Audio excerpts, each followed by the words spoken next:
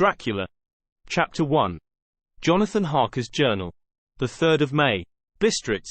Left Munich at 8:35 p.m. on the 1st of May, arriving at Vienna early next morning. Should have arrived at 6:46, but train was an hour late. Budapest seems a wonderful place, from the glimpse which I got of it from the train and the little I could walk through the streets. I feared to go very far from the station, as we had arrived late and would start as near the correct time as possible. The impression I had was that we were leaving the west and entering the east. The most western of splendid bridges over the Danube, which is here of noble width and depth, took us among the traditions of Turkish rule. We left in pretty good time, and came after nightfall to Klausenburg. Here I stopped for the night at the Hotel Royal. I had for dinner, or rather supper, a chicken done up some way with red pepper, which was very good but thirsty. Get recipe for Mina. I asked the waiter, and he said it was called paprika hend, and that, as it was a national dish, I should be able to get it anywhere along the Carpathians. I found my smattering of German very useful here. Indeed, I don't know how I should be able to get on without it. Having had some time at my disposal when in London, I had visited the British Museum, and made search among the books and maps in the library regarding Transylvania. It had struck me that some foreknowledge of the country could hardly fail to have some importance in dealing with a nobleman of that country. I find that the district he named is in the extreme east of the country, just on the borders of 3 states, Transylvania, Moldavia and Bukovina, in the midst of the Carpathian Mountains, one of the wildest and least known portions of Europe.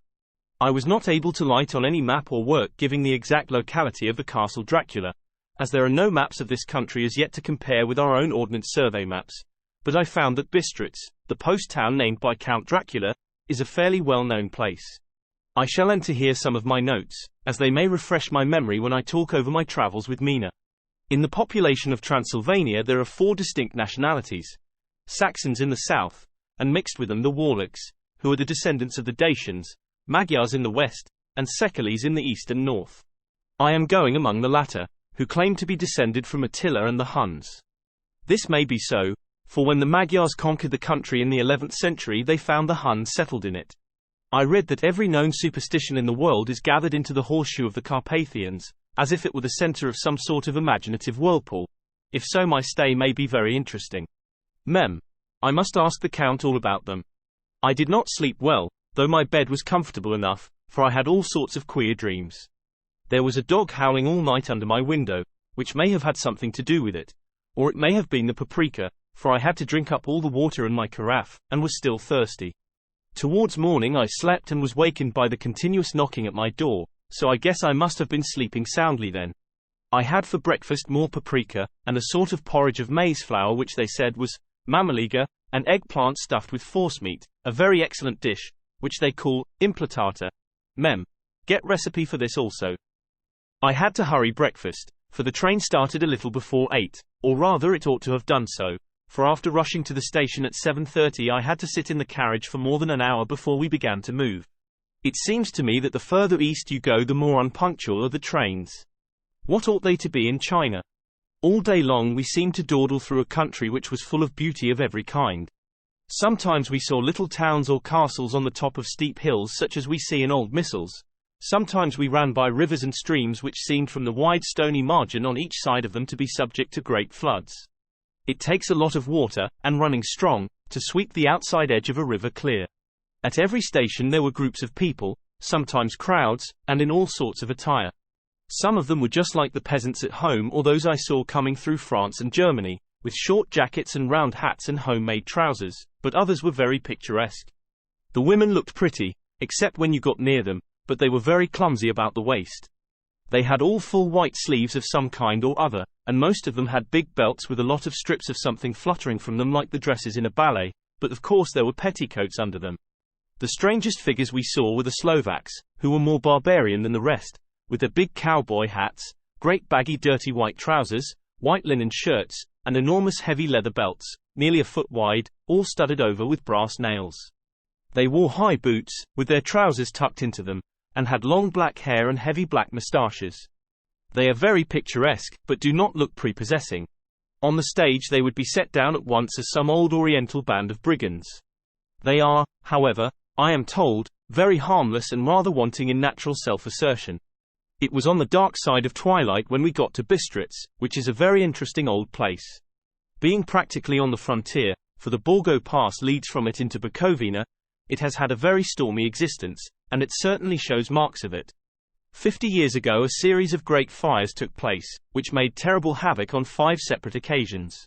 At the very beginning of the 17th century it underwent a siege of 3 weeks and lost 13,000 people, the casualties of war proper being assisted by famine and disease.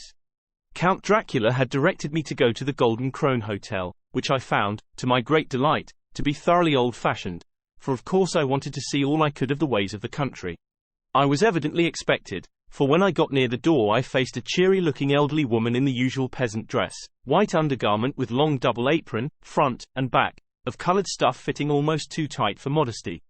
When I came close she bowed and said, "The Herr Englishman?" "Yes," I said, "Jonathan Harker." She smiled, and gave some message to an elderly man in white shirt sleeves, who had followed her to the door. He went, but immediately returned with a letter. "My friend, welcome to the Carpathians. I am anxiously expecting you. Sleep well tonight. At 3 tomorrow the diligence will start for Bukovina, a place on it is kept for you. At the Borgo Pass my carriage will await you and will bring you to me. I trust that your journey from London has been a happy one, and that you will enjoy your stay in my beautiful land.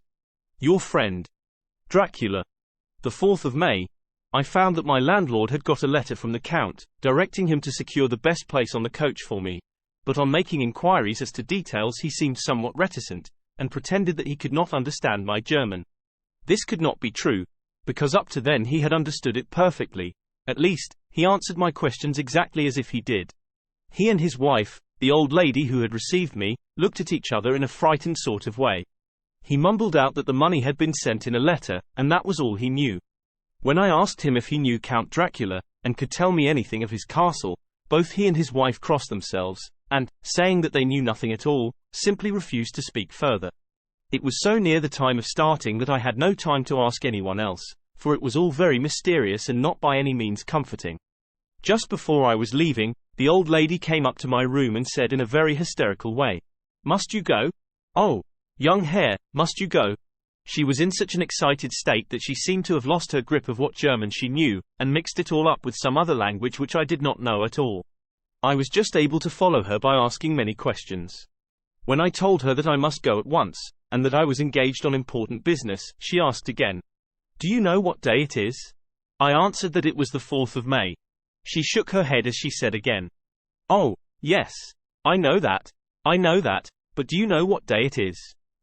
On my saying that I did not understand, she went on, "It is the eve of St. George's Day. Do you not know that tonight, when the clock strikes midnight, all the evil things in the world will have full sway? Do you know where you are going, and what you are going to?" She was in such evident distress that I tried to comfort her, but without effect. Finally she went down on her knees and implored me not to go, at least to wait a day or two before starting. It was all very ridiculous, but I did not feel comfortable. However, there was business to be done, and I could allow nothing to interfere with it. I therefore tried to raise her up, and said, as gravely as I could, that I thanked her, but my duty was imperative, and that I must go. She then rose and dried her eyes, and taking a crucifix from her neck offered it to me.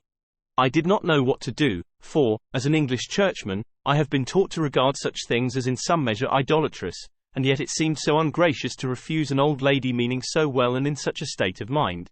She saw, I suppose, the doubt in my face, for she put the rosary round my neck, and said, "For your mother's sake," and went out of the room.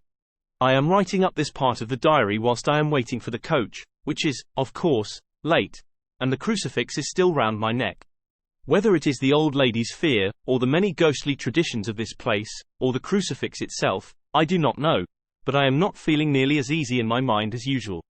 If this book should ever reach Mina before I do, let it bring my goodbye. Here comes the coach.